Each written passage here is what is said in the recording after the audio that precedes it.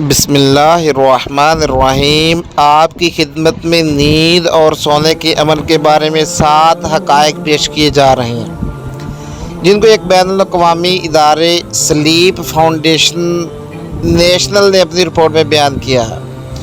عام صورت میں ورزش کرنا جسم کو گہری نیند میں لے جانے کے لیے مددگار ثابت ہوتا ہے، تاہم بستر کا رخ کرنے سے قبل ورزش یا کھیل کی سرگرمی سے جسم اور دماغ بیدار رہ سکتا ہے اور سونے میں دشواری کا سامنا ہو سکتا ہے۔ اعداد و شمار بتاتے ہیں کہ طلاق یافتہ افراد یا شریک حیات کی موت کے سبب تنہا زندگی گزارنے والے افراد کو دیگر انسانوں کے مقابلے میں نیند کے مسائل اور بے خوابی کا زیادہ سامنا کرنا پڑتا ہے۔ یہ بات تو معروف ہے کہ انسانوں کی اکثریت نیند کے کسی ایک دورانیے میں خواب دیکھتی ہے، تاہم سائنسدانوں نے ابھی تک پوری طرح تصدیق نہیں کی ہے کہ آیا جانور بھی سونے کے دوران خواب دیکھتے ہیں۔ رہائش کا علاقہ جتنی بلندی پر ہوگا، نیند کے دوران اضطرابی کیفیت میں بھی اتنا ہی اضافہ ہوگا۔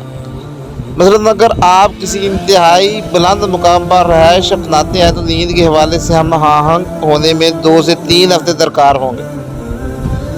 آپ نیند کے دوران پڑھائی اور سیکھنے کا عمل بھی کر سکتے ہیں۔ اگر آپ سونے سے قبل کسی خصوصی امتحان کے لیے متن کو دہرا رہے ہیں تو نیند کے دوران بھی آپ کا دماغ معلومات کا تجزیہ کرتا رہے گا اور اسی طرح کسی خاص نتائج تک بھی پہنچ سکتا ہے۔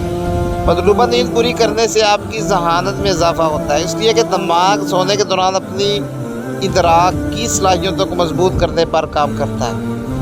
جو لوگ دن اور رات میں اوقات کار کی تبدیلی کے ساتھ کام کرتے ہیں، ان کو دیرینہ امراض کا شکار ہونے کے امکانات زیادہ ہوتے ہیں۔